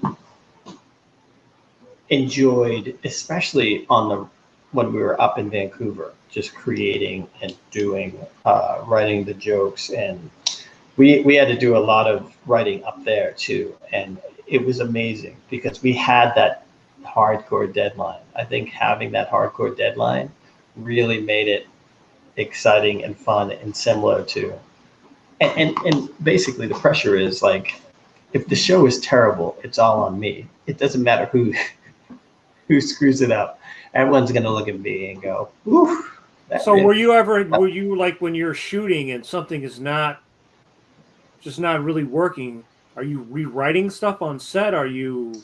Yeah. There's always a writer there on set. So if a line's not working or something's not, you come up with alts. You come up with extra lines. Like if they get a nice take, then here, let's try some alts. Let's try some different ones. And sometimes they improv stuff. So yeah, there's a lot of that. But you know, it's this amazing. I think the most interesting thing is you show up there and you walk into the production office, and they painted all the walls in like my coloring style for my show, for my comics, and then they blew up all these comics and had them up on the wall, like all through down the hall, and it had woke in my writing style, like. And you walk around, you see all these people employed because of your little drawings, and it's just really amazing. But you know, just going back to the whole, I just don't think I went through what one would go through if it was like a network television thing or something. Like there weren't any parameters, you know, they weren't holding me back, and they really just. They loved my sensibility and sort of my ability to mix comedy with serious issues, like in humor, you know, just like slapstick, but also deeper themes and stuff like that. So did they test it? Like I know I've seen a couple things where they'll test a pilot, and then they go like, oh, the boss has got to be different now, or the blonde girlfriend has to be different, you know. Did they do that? They tested it in Las Vegas, and I can't why Vegas? Yeah, I can't imagine a worse place to test than Vegas, because the only people that would do it are probably people who have run out of money. Like they've spent all their money. And it's like, hey, you want to see like and they're like, yeah, I got nothing else to do. But no, they tested it, and it did well enough. It was just interesting to hear people, because you know, I think some people were like, white people were like, I watch TV to get away from the news. Like they didn't want to see police brutality and stuff like that. Like some of the people in the room, but they all thought it was like this was an important show, and that, you know, people would dig it. And so I think that was, you know, I think it was older white women. A lot of them said, we know this is a good show, it's just not for us. Well, they just like pushed it to the side, right? They were just, you know, but it's interesting. Yeah, there's sometimes you can watch it. There was another test screening that they had in Sony, I think, where you could watch. They all have these dials that turn up when they approve and turn down when they don't. And it was really interesting to see some of the times that it went up. Good thing you weren't hooked up to those wires. Ah! I know. But no, it's, you know, I'm sure they did a lot more research than I know about, but it's all very interesting. It's, you know, I just remember my producer going, well, you know, they're investing $25 million into the, you know, like when he said that, you just realize like, oh wow, this is real serious business. You know, just like it's super hardcore. Yeah. Yeah. I have one question that JRD asked that we maybe touched on, but it's a good question. Keith, do you have editorial control over situations writers want to put into scripts? So, like, does everything have to go past you before it happens? It does now. It probably didn't before, because I had no experience in television. And, right. And so I think people were like, well, it's his first time in television, and you know, he doesn't really know anything. So Right. there were times where I would come up with an idea and then be like, nah, and, you know, and I'm glad I was persistent because, you know, Mm-hmm. you know, 7 and 8, the episodes are, you know, as much of what I wanted the show to be as I could, you know, like just the idea of the police officer suing the cartoonist for traumatizing him, you know, Mm-hmm. that's the satire I'm going for. Everybody caring more about this escaped zoo animal than actually human beings. That's the satire I'm going for. And both those stories, if you notice in the news this past month, you know, Breonna Taylor's boyfriend was sued by the cop who shot her. Mm-hmm. And a lemur escaped the San Francisco Zoo and was running around town. And people were writing me going, "Oh my God, how did you know this?" Like, you know, that's the best satire is the stuff that is like, that could really happen, you know? Right. So, and a couple more, and then we'll kind of wrap up here. Keith, you've been a great guest, and I appreciate you putting the time in with us tonight. I hope you've been enjoying yourself, sir. Oh yeah, no, definitely. Listen, man, I didn't know this was so. I mean, you guys got people. You got sponsorship. You got all this stuff. I love it. I try to tell y'all don't listen. Try to tell y'all we got platinum production over here. So a couple of things is I always try to look at things from kind of like the outsider's view or the layman's view. Have you had people in your life or even in your circle or your decades of fans who are looking at you different now? Like, oh, well, Keith's on TV now. Maybe I can't, you know, approach him the same way. Or do people come up to you and now like, oh, well, you've made it now? And you go like, I'll call you. Yeah, we'll hang out. We'll hang out. Let's hang out. Let's hang out. Yeah. How is? As I asked Brian Lee O'Malley this about like how does your kind of like social circle in your head catch up to where you are now, and is there a difference? Because it's just your path you're on. It doesn't necessarily mean one thing is better than the other.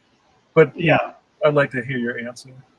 No, you know, I think people have known about this. I write about it in my comics, and I don't think there was anything that I think all the new people like who are just finding out about my work. Yeah.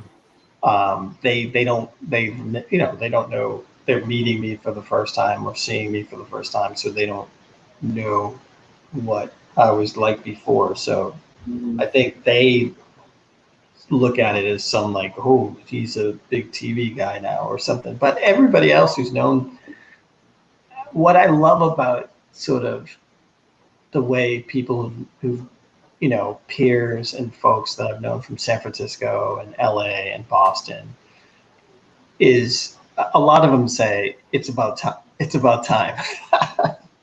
It's about time. Mm-hmm. Where they just always knew it would happen. And they know I've done the work, and there's nobody who doesn't. There's nobody sitting around going, huh? He was just lucky. They know that I've been in work cranking out this stuff for 28 years. Yeah. So I think it's so nice. There was one poet writer who said he started crying when he saw the trailer because he had no idea, like, we've been out of touch for a while, and he didn't realize it was me, and then suddenly he was like, wait a second, and then he just he's going, he said he teared up because he knew he was beside me when I'd be wearing sandwich boards at some convention, 15 years before. But it's just so nice to hear from folks like saying like, you deserve this, and congratulations and everything, and it's pretty cool. Yeah. Because like one thing that I'm always juggling is that maybe I think too much about this stuff, but it's kind of like you said it, and this is one of the veins that goes through all of our conversations. Everybody on this show has put their ass in the chair, right? So, and it's easy for somebody who hasn't put in that legwork to go, well, why did Keith get that? Or how did Keith get that? And things of that nature, where when we all talk to each other about this business, you just go, oh, that's cool. Well, of course, right? We're not surprised because we all know how much work goes into any of this stuff and how many things don't happen. That's another part. That's another part of the iceberg, is that people always see this, but underneath there's so much other things. There's so many, there's so many times that where something may have happened. I had a development deal with Nickelodeon way back in the day, and even an earlier, like we were developing an earlier iteration of what became woke, and that didn't go. But it's like, I mean, if you don't get anywhere without failing. It's just like, that's part of the learning experience. And I think because of the stuff I went through before, I just knew this time around, I remember consciously saying to my wife, like, I'm going to say yes to everything. Like, I'm going to say a lot of yeses and less no's, I remember, I was going to be a stickler on shooting in San Francisco. When they said we're going to shoot in Vancouver, I was like, yes, let's shoot. Just like, and it turned out to be, it wasn't ideal. It rained and snowed 32 straight days, but we made the show, and even people from San Francisco say, oh, well, you did, some people are convinced that it's San Francisco. Most people aren't, but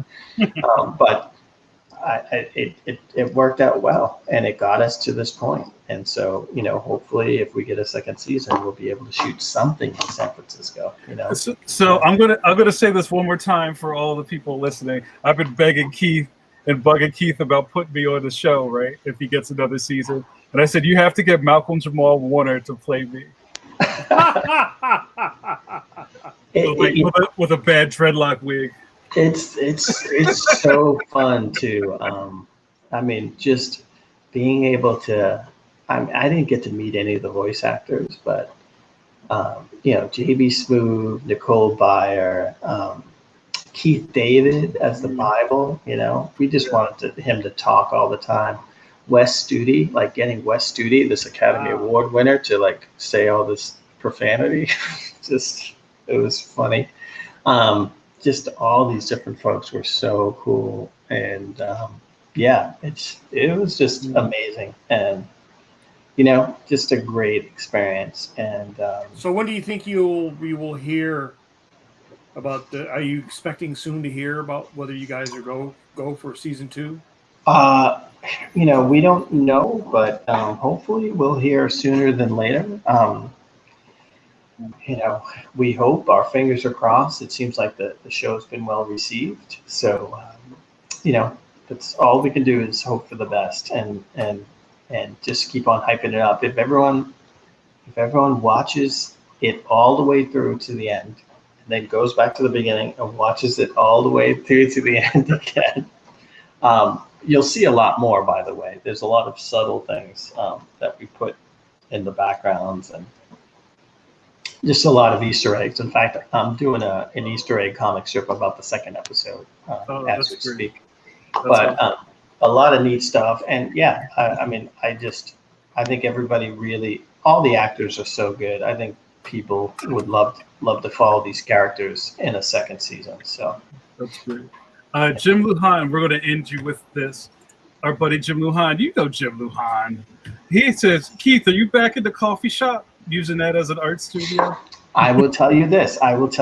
My local, my local place is starting having people back outside, not inside, but outside, and it's been gorgeous weather out, like 70, upper 70s, and just sitting out there, it's been great. I'll get like 2 or 3 comic strips done in a sitting, which is, tough to do at home. So I'm back in the coffee shops, but it's been raining. It's going to be raining all the rest of the week, so I don't think I'll be out there this right now. But Jim, it's great to see your name there, and I'd like to. It's not LA. Let's just say that it's not LA. We had a great episode with Jim. You can go back to our archives and check that out. And last one here, Keith, is where'd it go? Hold on. Okay. So JRD asked, Keith, is there anything we can do as fans to help boost the show other than watch it? Right? Call your congressman? Is to hype it up on social media. So, do it on Facebook, do it on Instagram, do it on Twitter. Yeah. Make sure you put woke Hulu or woke on Hulu. And just and I think when you specifically say something, it's cool, because then it doesn't sound very generic. Like, it's great to say, oh man, I love whatever about woke on Hulu, like this episode or this joke or this something. And I think that's the best thing to do it. And or if you want to just leave it on Hulu playing all day, you could like go to work and you leave it going and just watch it. I mean, not watch it, just let it roll. I love it. No, it's all good. It's just, hyping it up on social media is good. Cool. Well, Keith, thanks so much, man. It's been great. And it's great just to see the progression. You've always been an inspiration to me. And I'm glad that we can all still be the same people we were 20, 25 years ago, and still connect like that. I think that's a really great part about all this stuff. Like I said earlier, it's like nobody's changed. We're still the same people, just doing the work. So thanks so much. Yeah, no, but I will say this.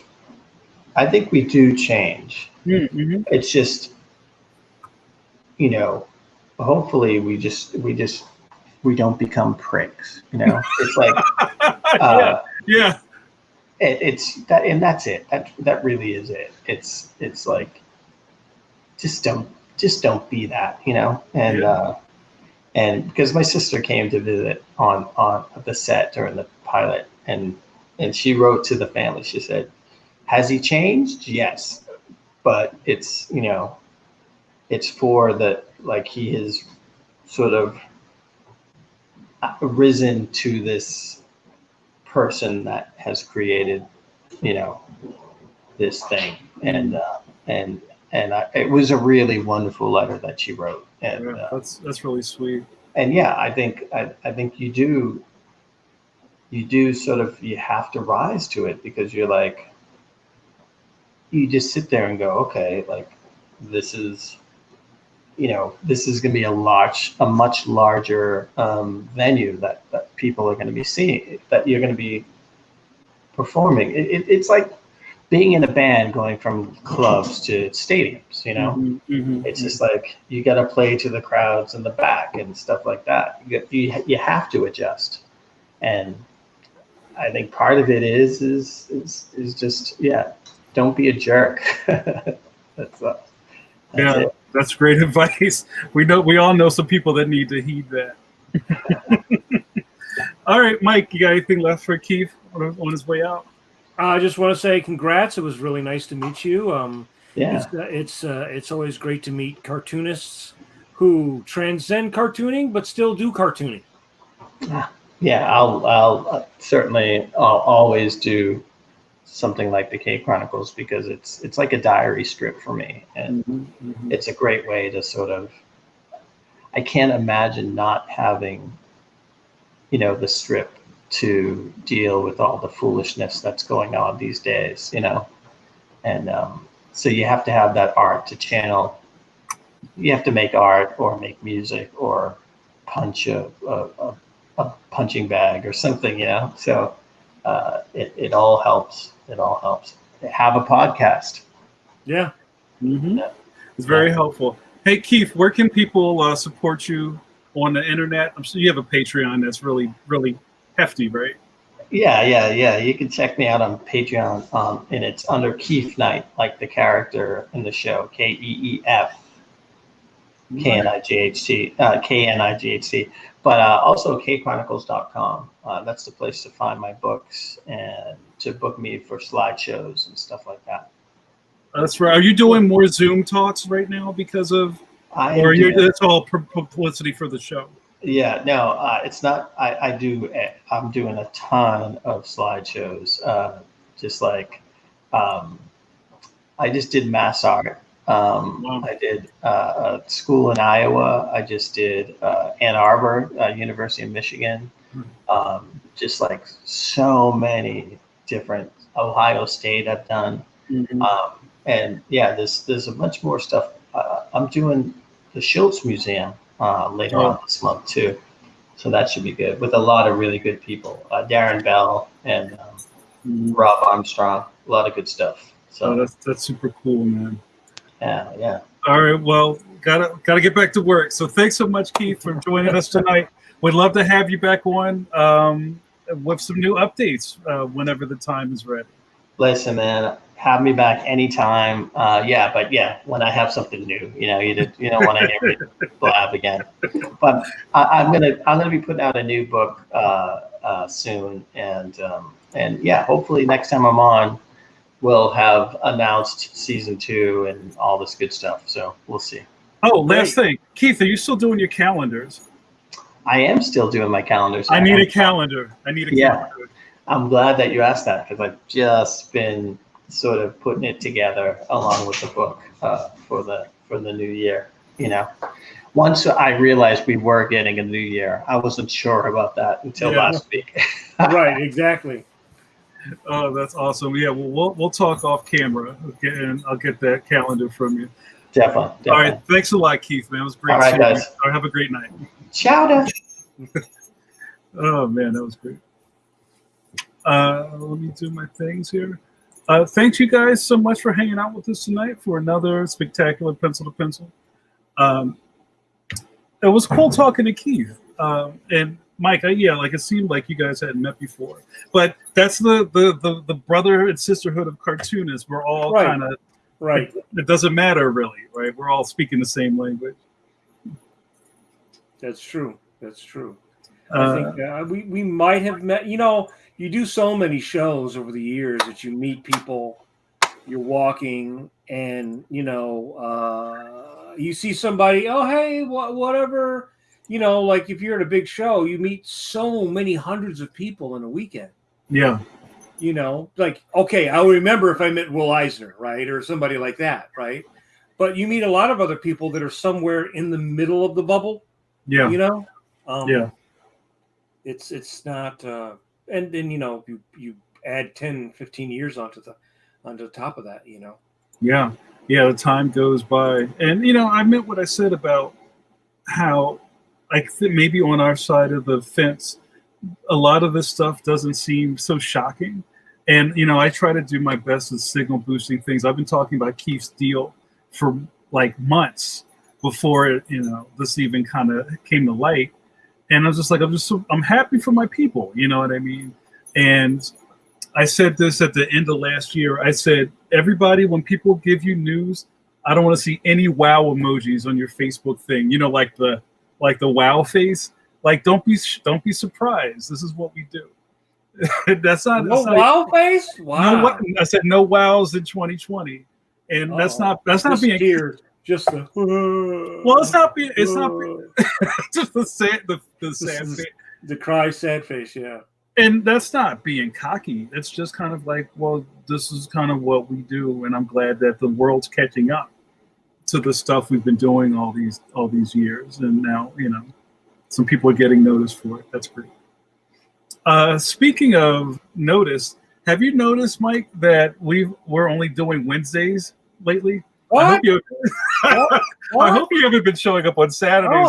I come here, I hang out, like I'm like that John Travolta thing. What's going on? Yeah. So just for everybody who's joining, sorry, my dog's bugging out. For all the people who are joining us for the first time for Keith, I hope you hang around.